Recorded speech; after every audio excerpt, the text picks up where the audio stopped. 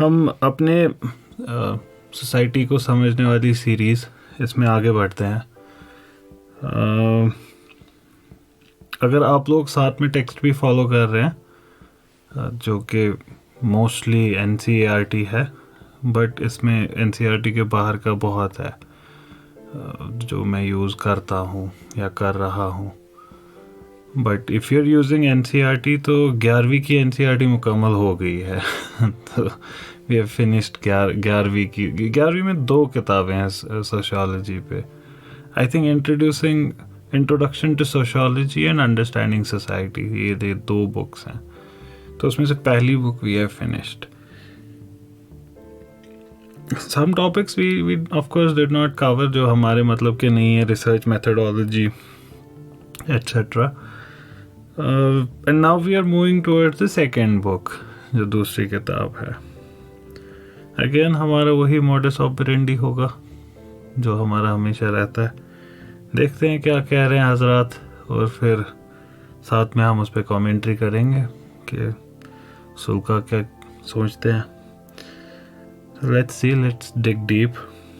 Social structure और stratification, इसको समझते हैं आज। कोशिश करते हैं जिस हद तक हो सकता है आज मुकम्मल हो। जब हम पिछले सेशंस में मिले तो हमने बात की कि इंडिविजुअल कैसे they are placed in different groups. You can be say son to a mother, you can be a brother to a sister, you can be father to a child, you can be an employer to your employee, you can be an employee to your employer, you can be a driver to your say employer, you can be mohalle ka zut for your mohalla. Mohalle ka zut is the elder man of the mohalla. मोहल्ले को क्या कहते हैं, जो भी कहते हैं, but you understand. So you are one person but you have all of these roles. You can be a Muslim साथ साथ, और you can be a Hindu. Now you can also be a father, a grandfather, a driver, a Hindu and a Nepali, right. You can have all of these. मतलब nationality भी होती है, सो gender होता है, classes होती हैं, ट्राइब्स होती हैं, तमाम चीज़ें इन सब में you partake by your very single being. ये बड़ा इंटरेस्टिंग है on the very face of it. ये जो मैंने बात कही ना, बहुत इंटरेस्टिंग है। Often times we don't think about which category of thought to apply where. किसी चीज़ को हम जेंडर इशू देखते हैं, why not look at it as an economic issue. ये किसी चीज़ को हम रिलीजियस इशू देखते हैं, why not look at it as a class issue. तो जैसे for example terrorism, we find a few things terrorism के बारे में। Let's look at a few conflicts. Let's look at the Palestine conflict and Afghanistan conflict. So we can look at both the conflicts from the prism of Muslims fighting. ठीक, हम ये कह सकते हैं इसके बारे में.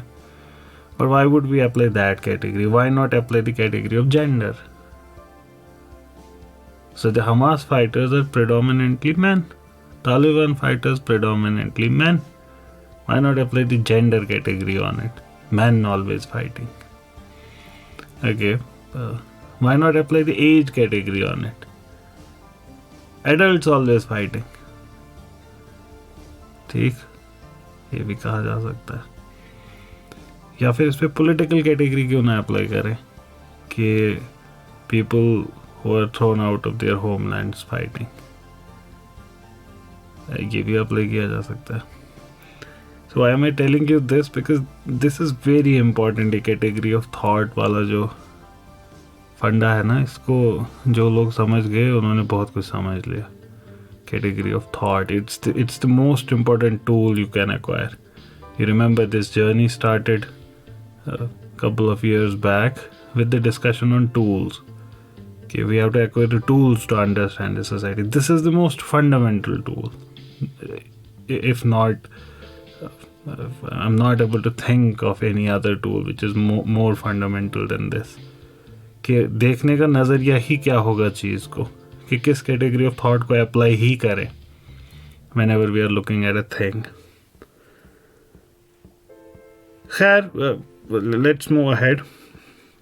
So you, me, every one of us is a member of a different kind of collectivity, and oftentimes more than one.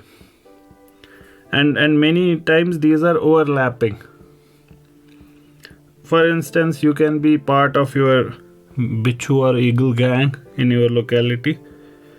You are part of Pir family, or you are the Rathar family, or you are the Sharma family, Kohli family. You might have your own class. You are elite Bollywood. You are professors, academia. You are क्या कौन सा class भी आपका हो सकता है. You can be from a particular gender, particular country, region. And why is it important for us to know all of these categories?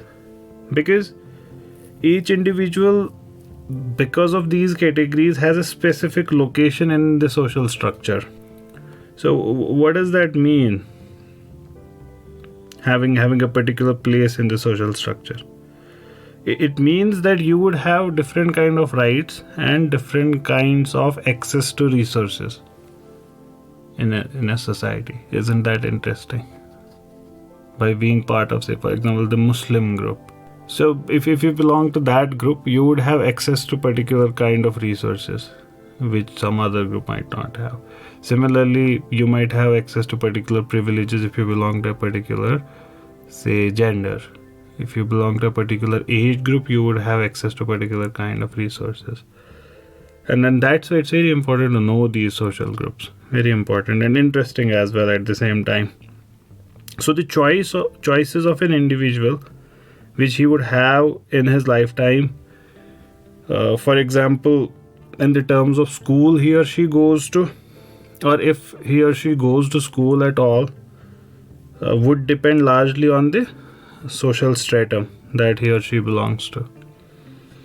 तो ऐसे ही कौन से कपड़े आप पहन सकते हैं, कौन से नहीं पहन सकते, तो ये भी किस उस ग्रुप में आप फॉल करते हैं, कौन सा खाना आप खा सकते हैं, कौन सा नहीं खा सकते, कौन सी अपॉर्चुनिटीज़ अवेल कर सकते, कौन सी नहीं कर सकते, कौन सा हेल्थ केयर सिस्टम आप एक्सेस कर सकते, कौन सा नहीं कर सकते. जैसे for example you might be thinking health care ये तो सबके पास है, but say for example you belong to the social group called poor, very poor, vulnerable, particularly vulnerable group, PVG कहते हैं उनको. तो क्या होगा? Would you have access to Paras का health care? Would you have access to से the Apollos and the Fortises? Would you have? Similarly, you live in a third world country, ये वाली grouping हो सकती है first world. Would you have access to same health care? Of course you would not have. So these things kind of limit and give you opportunities. ऐसे ही social structure के अलावा social stratification भी individual की actions को ऐसे ही constrain करता है. जब हम sociology कर रहे होते हैं, जब हम society को समझने की कोशिश कर रहे होते हैं, हमारा प्राइम मकसद एटलीस्ट करंट एरा में रहता है इंडिविजुअल और सोसाइटी का रिलेशन, इसको समझना. और इस रिलेशनशिप को the text we are reading is calling it a dialectical relationship. ये डायलेक्टिकल रिलेशनशिप, इसको कहना इन इटसेल्फ इज एक तरीके का, क्या कहते हैं उसको, इसमें भी थोड़ा सा आइडियोलॉजिकल इनपुट है, ये वर्ड इसके लिए यूज़ करना. तो why would I say that? Because oftentimes whenever you are reading books na, and most of us are not well trained readers, and oftentimes when we read stuff there is indoctrination taking place simultaneously, and more so for the people who cannot read well, and most of us fall in that group. और ये minuscule injections text के अंदर छुपे होते हैं जो आप सब कॉन्शियसली एक्वायर कर रहे होते हैं. So there is active learning and then there is passive learning. Active learning is आपने पढ़ा सब कुछ एंड यू वुड फील कि ये सब तो ऑब्जेक्टिव था, everything was objective, free and fair and fine. लेकिन जो पैसिव लर्निंग हो रही होती है वो बहुत बड़ी होती है और उसका असर फिर ओवर द लॉन्ग रन दिख जाता है। जैसे 1400 Israelis killed and 1400 Palestinians died. अब दोनों सिग्निफाई कर रही है डेथ, दोनों चीज़ें, और ये शायद फैक्चुअली करेक्ट हो। 1400 Israelis की डेथ होगी और 1400 Palestinians की डेथ होगी, but the word uses what it does subconsciously, killed में एजेंसी इन्वॉल्व हुई, डाइड में एजेंसी नहीं इन्वॉल्व हुई। So when you say killed, the Palestinian is involved already, even without saying it. But when you say died, the Israeli is not involved. Unless, of course, यहाँ पे आप बोलेंगे, but we know the war. अब what does that mean? That means if you are aware, that means अगर आप knowledgeable है, if you know how to read a book, then you can catch it. तब आप पे असर नहीं होगा. This brings us back to that basic point. Knowledge begets knowledge. You cannot have specific knowledge and claim to have knowledge. No, it has to be general, at least in the very beginning. In social sciences, in particular, you have to have it. You can do away in your, say, MBBS or BTech or in law particular ka knowledge, but not in your social lives. You cannot do with it. So, what am I commenting on? I am commenting on dialectical relationship, the word usage. What could have been said is कि हमारा central concern होता है individual और society का relationship check करना, लेकिन क्या कहा गया, इंडिविजुअल और सोसाइटी का डायलेक्टिकल रिलेशनशिप चेक करना। हम इसको गलत या सही नहीं कह रहे हैं, मैं बस आपको टूल समझा रहा हूँ कि एडजेक्टिव्स मैटर अ लॉट, कि क्या कहा गया है उस चीज़ के बारे में। अच्छा, डायलेक्टिकल होता क्या है, पहले तो इसको भी गलत और सही नहीं करिएगा डिक्लेयर आप, वो बाद में देखेंगे क्या सोसाइटी डायलेक्टिकल है या नहीं है, ये रिलेशनशिप डायलेक्टिकल है कि नहीं है, उसको बाद में देखेंगे। But for now understand what it means to say dialectical. Dialectical relationship हम किसी भी ऐसी रिलेशनशिप को कहेंगे जिसमें ऑफ कोर्स दो या दो से ज़्यादा एंटिटीज़ होंगी, but the relationship involves contradiction, tension, खिंचाव, इंटरप्ले ऑफ ऑपोजिट टेंडेंसीज। अगर आप फ़लसफ़े से वाकिफ़ हैं तो आप एक शख्सियत से वाकिफ़ होंगे, हेगल। हेगल के यहाँ डायलेक्टिक्स सबसे मशहूर हैं। हेगल का क्या मानना था, वो उनका जो ट्रायड है उसमें एक थीसिस है और एक एंटीथीसिस है, ये दो अपोजिट डायरेक्शंस में खींचते हैं, एंड इन दोनों से फिर सिंथेसिस होता है। सिंथेसिस अगले स्टेप की थीसिस होती है, फिर एक एंटीथीसिस डेवलप होती है, दोनों आपस में टकराते हैं, इनके बीच में एक कंट्राडिक्शन होती है, एंड देन ऐसे ही आगे सिलसिला चलता जाता है। सो फिलॉसफी में डायलेक्टिक्स एक मेथड को कहते हैं, method of reasoning I mean, जो एक्सप्लोर करता है यही कॉन्ट्रडिक्शंस और अपोजिशंस को in a particular thing. So whatever text is saying, it is saying कि सोशियोलॉजी का प्राइम मकसद है इंडिविजुअल और सोसाइटी का डायलेक्टिकल रिलेशनशिप को एक्सप्लोर करना। अच्छा, go back to a few previous sessions which we had, जिसमें हमने ये बात की कि इंडिविजुअल फ्रीडम का क्या होगा सोशलाइजेशन में। अब आप सोशलाइज हो गए 12 साल, 13 साल, 15 साल, फिर आप पूरी ज़िंदगी वैसे ही जज करेंगे जो वो सोशलाइजेशन हुई होगी, तो आपकी आज़ादी का क्या हुआ। ये एक डायलेक्टिकल रिलेशन है फोर्सेस ऑफ आज़ादी एंड फोर्सेस ऑफ सोशलाइजेशन के बीच में, ठीक। This is a dialectic pushing, ठीक। तो आपका जॉब डिमांड कर रहा है कि you should work 16 hours, but you have old parents to deal with, and society demands that children should take care of their parents. Now this is a dialectical thing going on. एक तरफ से आपको खींचा जा रहा है कि बाहर आओ, एक तरफ से खींचा जा रहा है नहीं घर पे रहो। So dialectical relationship. तो इसी चीज़ को समझने के, अच्छा मैं इस चीज़ को हम डिनाई लेकिन कर सकते हैं, वेरी फंडामेंटली ही हम इसको डिनाई कर सकते हैं कि ज़रूरी नहीं है सोसाइटी को ऐसे देखने का। इट्स नॉट इम्पॉर्टेंट और नेसेसरी और compulsory, it is one way of looking at it कि सोसाइटी में डायलेक्टिक्स चल रहे हैं, बट आर्ग्यू किया जा सकता है कि इंडिविजुअल और सोसाइटी में टेंशन नहीं है. Again giving you a tool, I personally believe tension है. जस्ट टेलिंग यू कि समझना चीज़ों को. अब इस डायलेक्टिकल रिलेशनशिप को अंडरस्टैंड करने के लिए between the society and the individual 3 concepts हमारे लिए बड़े ज़रूरी हैं. कौन से कॉन्सेप्ट्स? स्ट्रेटिफिकेशन का कॉन्सेप्ट, स्ट्रक्चर का कॉन्सेप्ट और सोशल प्रोसेसेस का कॉन्सेप्ट. ये जो 3 कॉन्सेप्ट्स हैं, हम इनको एक्सप्लोर करने की कोशिश करेंगे इंशाल्लाह आगे. हमारा जो अभी डिस्कशन चल रहा है, अभी भी जो चल रहा है फॉर प्रीवियस डजन लेक्चर्स जितने हुए हैं, we are understanding concepts yet. We would take examples from society later on and then we would apply these concepts on them. But before we do that, we need to understand these concepts thoroughly. We need to spend as much time on these as we can. And once we have acquired these concepts, then when we look at a social phenomena, the understanding would be thorough and nearer to truth. The central question that we try to discuss today is to what extent an individual is constrained by and to what extent he is free of social structure. वही उस tension को explore करना. किस हद तक एक शख्स की पोजीशन उसकी सोसाइटी में उसकी इंडिविजुअल चॉइस को गवर्न करती है. क्या सोशल स्ट्रक्चर और सोशल स्ट्रेटिफिकेशन आप कैसे एक्ट करेंगे उस पर कोई असर डालती है?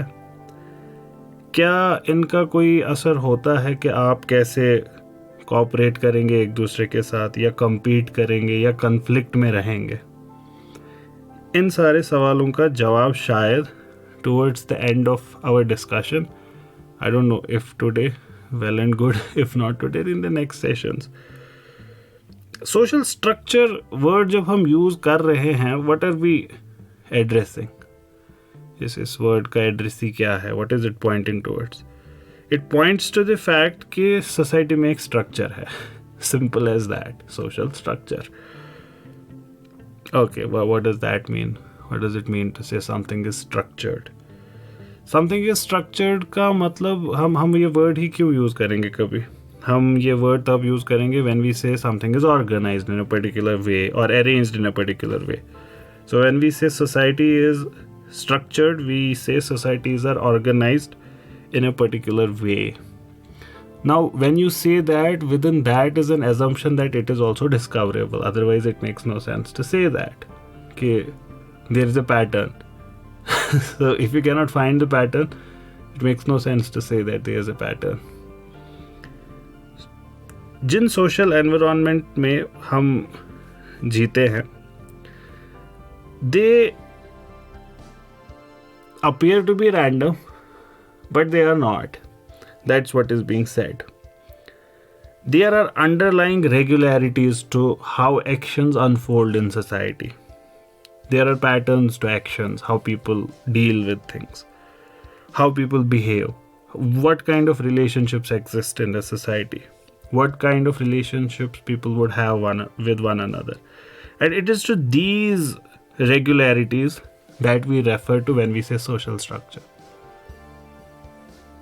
जब हम किसी सॉलिड के स्ट्रक्चर की बात करते हैं, हम क्या बात कर रहे होते हैं उस टाइम? हम बात कर रहे होते हैं कि इसके जो एटम्स है वो कैसे अरेंज्ड है. जैसे हम कहते हैं ग्रेफाइट का लेयर्ड स्ट्रक्चर है. दैट मीन्स अगर आप उसको 2-3 लेयर्स उसके अंदर चले जाएं, यू वुड सी कि उसके एटम्स लेयर्स में अरेंज्ड है.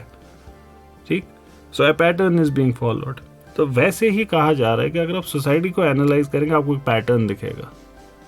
जैसे ये रैंडमली नहीं है ये लोग, तो कैसे हैं? अगर तुम ध्यान से देखो, एक एडल्ट मैन है, एक एडल्ट वुमन है हर घर में, ऑन एन एवरेज लगभग हर घर, और फिर उनके छोटे बच्चे हैं और पेरेंट्स हैं. ये एक पैटर्न है, ये एक पैटर्न है. ओके, हम ऐसे भी कह सकते हैं कि ये जो भारी बैग है ये यूजुअली मेल्स उठा रहे हैं, ये एक पैटर्न है। आप ये पैटर्न अब बहुत सारी चीज़ों में देखेंगे। से फॉर एग्जाम्पल द डॉक्टर्स जो अपने पेशेंट्स को देख रहे हैं, they are seeing diabetes and they are seeing कि अच्छा ये डायबिटीज़ वाले लोग ज़्यादातर अमीर हैं, एक पैटर्न है। ठीक, ये देख रहे हैं कि अच्छा आँखों में प्रॉब्लम है, आँखों में दर्द है, आँखों की रोशनी कम हो रही है, मसल्स थोड़े से कमज़ोर हो रहे हैं। ओके जी, पेशेंट का नाम परवीना फातिमा। कहाँ से है आप? मैं मती गावरंग से हूँ। एज क्या है आपकी? 60। ठीक है, आपके पास बीपीएल कार्ड? जी मैं बीपीएल कार्ड होल्डर हूँ, अंत्योदय स्कीम, बड़ी गरीब हूँ मैं। ठीक, घर पे कुकिंग गैस यूज़ करते हैं? नहीं करते। तो क्या करते हैं? सर चूल्हा है तो उसके लिए लकड़ी मेरे शौहर लाते हैं, मैं वो जलाती हूँ, खाना बनाती हूँ। ठीक है, हो गया, ये दवाई खाओ और ठीक हो जाएगा। अगला पेशेंट, जी आपका नाम? मेरा नाम नुज़हत। अच्छा नुज़हत, आप कहाँ रह रहे हैं? मैं रहती हूँ से दरभंगा के किसी गांव में। अच्छा आपकी एज? मैं 56। अच्छा ये दवाई बड़ी महंगी है तो क्या करोगे? नहीं सर नहीं अफोर्ड कर सकती, मैं बड़ी गरीब हूँ। अच्छा, घर पे कैसे खाना बनाते हो? सर ये है लकड़ी जलाते हैं, काउडंग केक्स एट्सेट्रा उसको यूज़ करते हैं, वैसे जलाते हैं। तीसरा पेशेंट, जी आपका नाम? मेरा नाम अमनदीप। आप कहाँ रहते हैं? पंजाब के किसी गांव में। क्या दिक्कत है? जी सर रोशनी आंखों की कम हो गई है कुछ टाइम से। अच्छा, घर पे कौन कौन है? जी शौहर है, मैं हूँ, 6 बच्चे हैं। अच्छा, शौहर क्या करते हैं? कोई नहीं, मजदूरी करते हैं। ओके, तो खाना कैसे बनाते हो? सर ऐसे बनाते हैं, चूल्हा है घर पे, उसके लिए लकड़ी लाते हैं, ऐसे जलाते हैं। ये मिसाल है, इसमें एक पैटर्न दिख रहा है कि all of these patients with some problem with their eyesight come from a particular family. What is that pattern? कि इनके चोलों में लकड़ी जल रही है खाना बनाने के लिए। दिस इज व्हाट वी से व्हेन वी से सोशल स्ट्रक्चर। ये हम कह रहे हैं कि हर सोसाइटी का एक स्ट्रक्चर होता है।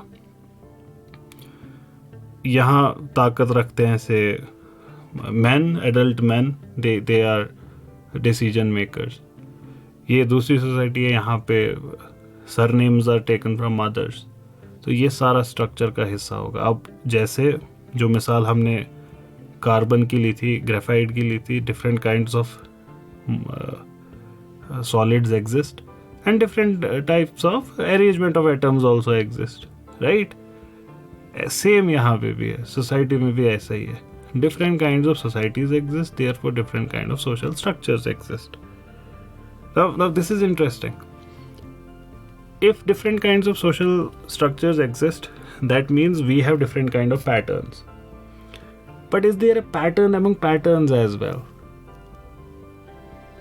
एक स्टेप ऊपर गए हम, गुड हो गया जी, मज़ा आ गया। हम एक सोसाइटी को एनालाइज कर रहे हैं, श्रीनगर की सोसाइटी ऐसी है, ठीक है, हमने पैटर्न्स ढूंढ लिए। फिर हम कह रहे हैं कि अनंतनाग की सोसाइटी ऐसी है।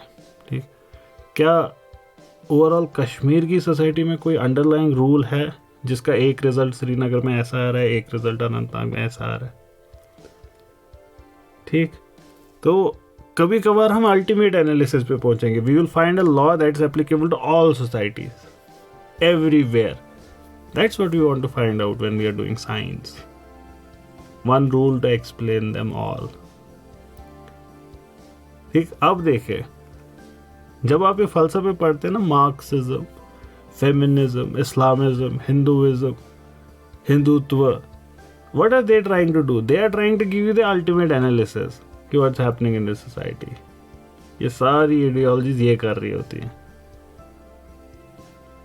Why are phenomena unfolding the way they are around the world in every corner? That's what they are trying to do. So for example, Marx would say कि it is underlying social structure that is giving this shape. कि means of production क्या है और उस पर कब्जा किसका है।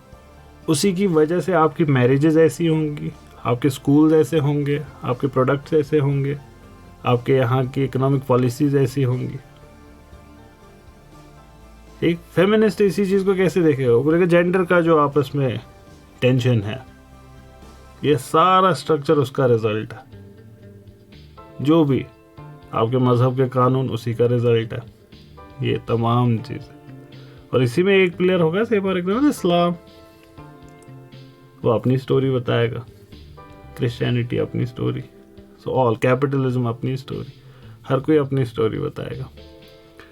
Now if all of these are giving their own stories, then the question arises कि इन तमाम स्टोरीज में हम कैसे डिसाइड करें which one is the correct one. Now people from philosophical background, now philosophy here does not mean falsafa the way we understand it, or Khushaktarian subject, Kant, Immanuel Kant, etc., Plato, Aristotle. No, philosophy as in akal, when you apply akal. So they would argue that we would have rational criteria to reject some and to accept some. Okay? And I particularly do not believe that कि अक्ल has an answer to these questions, जो ये ultimate analysis पे differ कर रहे हैं। हम सब एनालिसिस पे शायद रिजेक्ट कर ले कुछ आइडियोलॉजीज को, लेकिन अल्टीमेट एनालिसिस पे इट टर्न्स आउट कि it's not as simple as it appears. But how do we solve the problem then? But we do decide ना। हम कह रहे हैं कि it's very difficult to decide between say communism and capitalism. Ultimate analysis में अक्ल kind of fails if that is true, but we are still at that one moment either a capitalist or a communist. How do we decide that? I particularly believe that it finally comes down to I just believe in communism or I just believe in capitalism. This question has risen in philosophy of religion as well. ये सवाल वहाँ पे बड़ा explore हुआ है, क्योंकि वहाँ पे भी यही ऐसा ही सवाल एक उठा है खुदा के बारे में। वहाँ सवाल क्या उठा है कि खुदा के वजूद को साबित किया जा सकता है क्या, कि खुदा है, गॉड एग्जिस्ट। एक तो होगा कि no God doesn't exist and और गॉड डज एग्जिस्ट। एक हुआ कि can we even know. So there are people who are on different sides of the story. जैसे for example Aquinas gave his different arguments for the existence of God. The Muslims gave different arguments for their existence of God. The cosmological argument is very famous, which the Muslims gave. In India, the logicians, the Nyaya school gave particularly good arguments for the existence of God. There are Anselm gave that ontological argument for the existence of God. But then there come others who say, no, you cannot prove existence of God. The concept of God in itself carries contradictions. Anthony Flew would be one of them. And then there are others who would say कि it's just not possible. Immanuel Kant. You just cannot prove the existence of God. But at the same time, we still carry a position, right? If Immanuel Kant is right, कि we cannot decide whether God exists or not. But at that particular point of time, we still believe in God or we don't. How do we do that? So इस conundrum, इस मसले को solve करने के लिए R.M. Hare gave this Blick theory. And Blick theory was an interesting way, वही academia का jargon के पीछे छुप जाना, ये सिर्फ आते हैं गैब से। ये जो कालुब ने कहा था कि पता नहीं क्यों हम बस कर ही लेते हैं फैसला के okay. There are other ways to explain it as well. The sum total of human being gives an answer to sum total of his experience. It's not one particular case, जो एक particular चीज़ है उससे हम derive नहीं कर पाते. The way we do in courts. Courts में एक particular evidence नहीं होती है enough to incriminate or to set someone free. But the sum total of all the evidences is enough to prove someone guilty. तो वैसे ही the sum total of all human experience says that God exists. That's another way of looking at it. But the point I was trying to make was this exactly, कि finally हम किस पे यकीन करें at the end of the day, ultimate analysis पे. It kind of depends upon where your meta commitments lie. So we were talking about these regularities that we call social structure. So up to a point, it is helpful to think of the structural characteristics of societies as resembling that of a building. आप इसको वैसे समझ सकते हैं. एक building में क्या होते हैं? वॉल्स होती है, काइंड ऑफ फ्लोर होता है, काइंड ऑफ रूफ होता है, एक काइंड ऑफ दीवारों पे क्या प्लास्टर किया होगा, ये सारी चीज़ें उसको एक शक्ल देते हैं, राइट? सोसाइटी में भी ऐसे ही होगा. Social structures are made of its own building blocks. इसमें ह्यूमन एक्शंस और रिलेशनशिप्स, ये दोनों इसके बिल्डिंग ब्लॉक्स हैं. Human actions you can think of they are the bricks and the relationships are the mortar that you use, cement, masala, कौन सा डलेगा, कैसा डलेगा, क्या शेप देगा. एंड जैसे ब्रिक्स को आप पर्टिकुलर पैटर्न में जब बिछाएंगे तो एक रूम बनेगा, एक बेडरूम बनेगा, एक वॉशरूम बनेगा, वैसे ही ये स्ट्रक्चर्स और ह्यूमन एक्ट कैसे कर रहे हैं, ये चीज़ें and then repeated over time, they kind of form a social structure. Thus, the ideas of social reproduction, that is repeating a thing over time, and social structure, these are very closely related in any analysis of society. For example, consider a school and a parallel family structure. ये दोनों आप इससे वाबस्ता, आप school भी गए होंगे most probably, और फैमिली में भी होंगे मोस्ट प्रोबेबली. स्कूल में एक पर्टिकुलर वे ऑफ बिहेविंग होता है.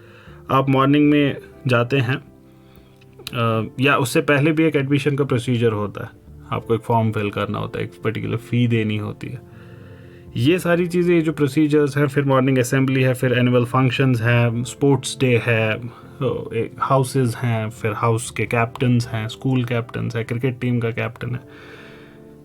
ये सारी चीज़ें मिल के एक प्रोसीजर सा बनाते हैं. Institutions form with in the school, and school का खुद का एक कलर मिलता है कि ये लोग ऐसे होते हैं.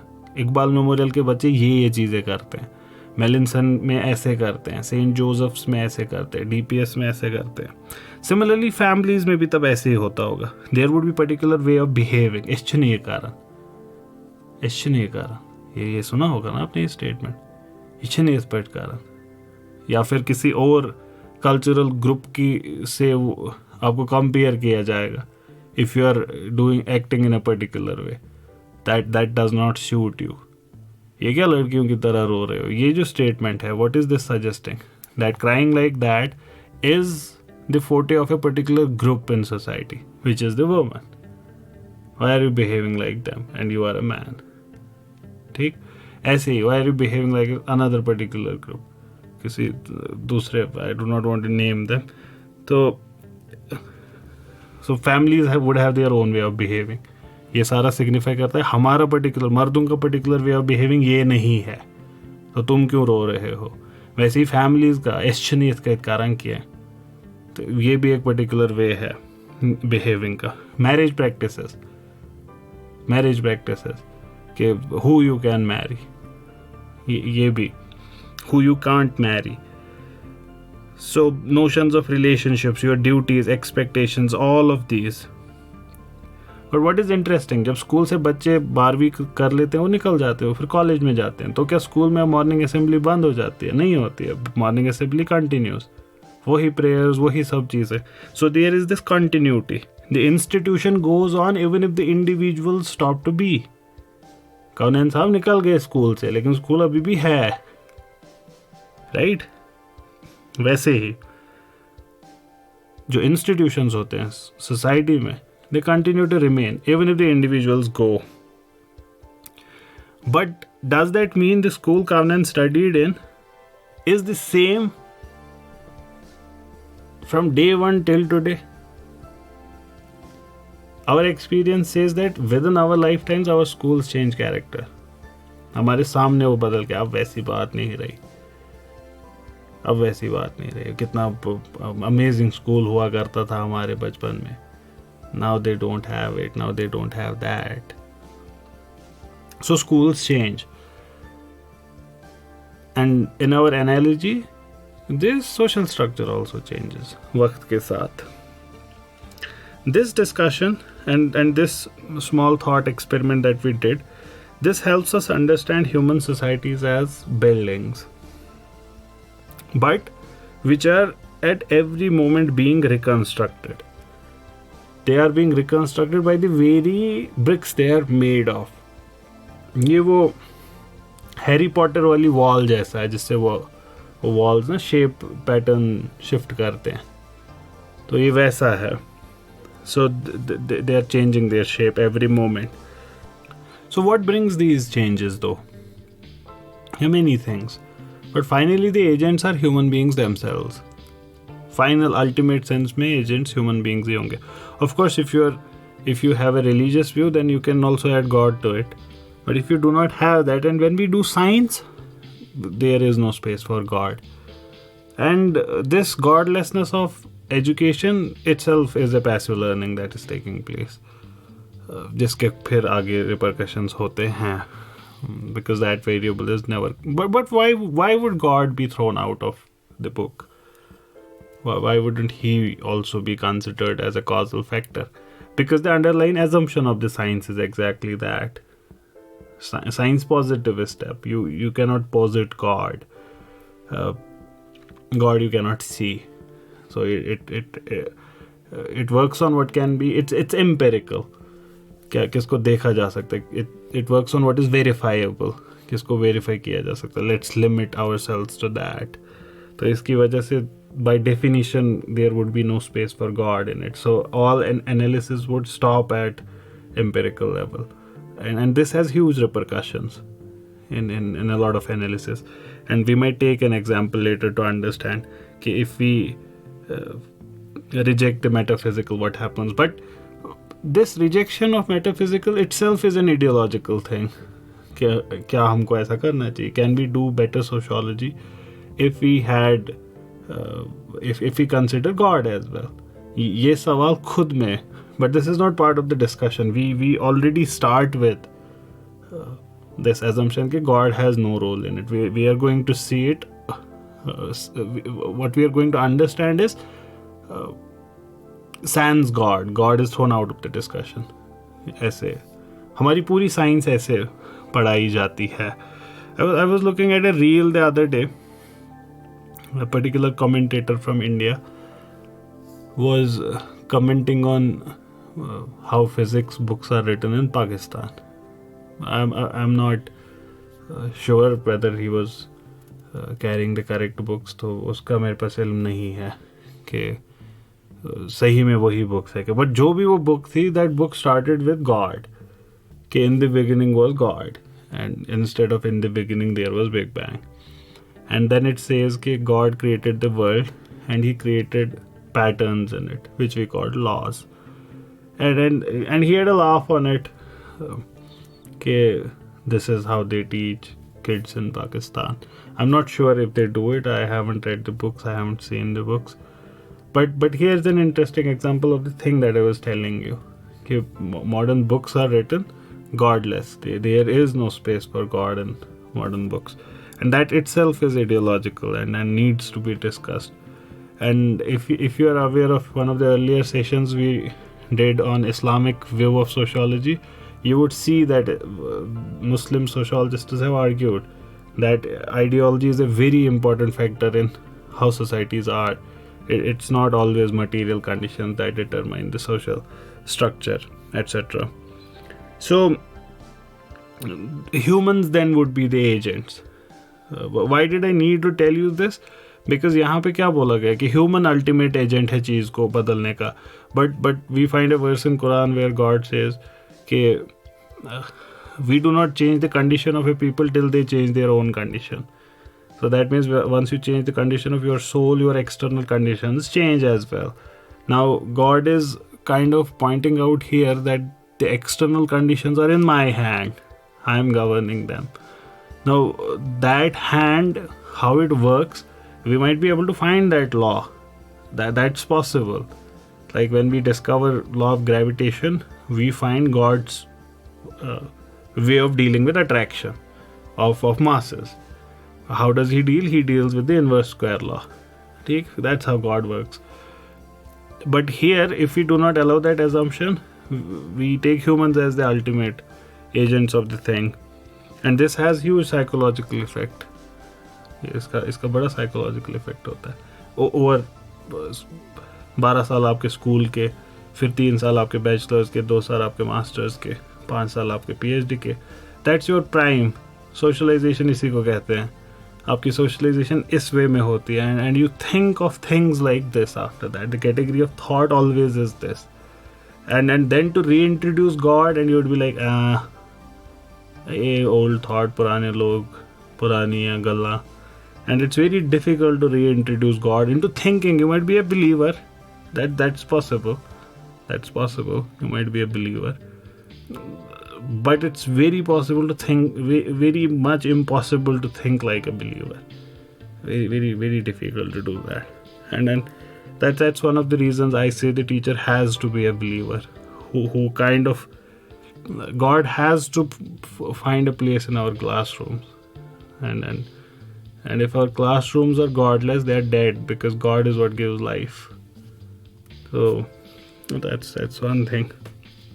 Now, these individuals who are the agents of change in a society, they would cooperate at various levels in their everyday lives towards this reproduction of ideas जो पिछले जैसे मॉर्निंग असेंबली में जो प्रेयर पढ़ी जा रही थी, तो वो वाली प्रेयर को इंडिविजुअल एजेंट्स रिप्रोड्यूस करेंगे, फिर अगले बच्चे आएंगे वो रिप्रोड्यूस करेंगे, ऐसे चलता जाएगा. And they cooperate at various levels to do this. Yet we know in our society that cooperation is not the only way of existing. We also compete against each other, and sometimes viciously and sometimes ruthlessly.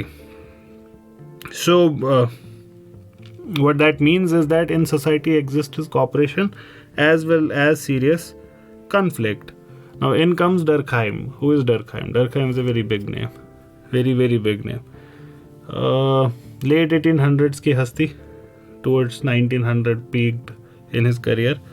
French, one who gave shape to modern sociology. Now, he pursued this. And he pursued this theme that societies exert social constraints over the actions of their members. इन्होंने argue किया कि society has primacy over individual persons. तो individuals कम असर डाल पाएंगे society पे, society ज़्यादा असर डालेगी इंडिविजुअल पे. And society is far more than just some of these individual acts. It's much more than that. It has a firmness और it has a solidity the way a building has solidity. Now you can understand it like this. बस एक thought experiment कर ले. आप एक कमरे में हैं, इस कमरे के जो डायमेंशंस हैं वो डिटरमिन करेंगे कि आप इसमें बेड किस शेप का लगाएंगे, आप इसमें स्टडी टेबल कहाँ पे लगाएंगे, आप इसमें लेटेंगे कैसे, किस डायरेक्शन में. ओके, फॉर एग्जांपल आप लेटना चाहते हैं ईस्ट वेस्ट डायरेक्शन में, लेकिन ईस्ट वेस्ट डायरेक्शन में ये रूम 2 फीट विड्थ का है और नॉर्थ साउथ डायरेक्शन में 15 फीट है, तो आप इसमें नहीं लेट सकते ईस्ट वेस्ट डायरेक्शन में. So what has happened right now? What has happened? The shape of the room has determined the way you act. Now replace the room with social structure. जैसे room के structure ने एक constant आपके possible activities पे डाल दिया, walls और doors और विंडोज़ कहाँ पे प्लेस्ड हैं, उन्होंने the way you would arrange your study table, bed, everything what ever is in your bedroom, कहाँ से आप एग्जिट करेंगे, कहाँ से आप एंट्री करेंगे, ऐसे ही social structure. It places constraints on your activities in a similar way. Now, then there is also an interesting thing, if it is true what Durkheim is arguing. Are the walls of that room inside you or outside you? Of course they are external, they are not inside you. ख्वाहिश internal है, लेकिन constraint external है. ठीक. Social structure पे अगर इस parallel को हम एक्सटेंड करें, सोशल स्ट्रक्चर बाहर है, ख्वाहिश अंदर है. So all of these limits are outside you. Other social thinkers like Karl Marx, they would emphasize कि जो constant social structure के हैं वो भी इस पे emphasis डालेंगे, but would at the same time stress your creativity or agency. You can push the walls, you can change while reproducing it. आप वही लब पे आती ही पढ़ेंगे, लब पे आती है दुआ बन के तमन्ना मेरी, लेकिन आप उसकी धुन बदल सकते हैं. So Marx would be that kind of a person. Marx would argue that human beings make history, but within the limits imposed by the historical situation they are in. Historical materialism इसको कहते हैं. We would look at social stratification in the next session, inshallah.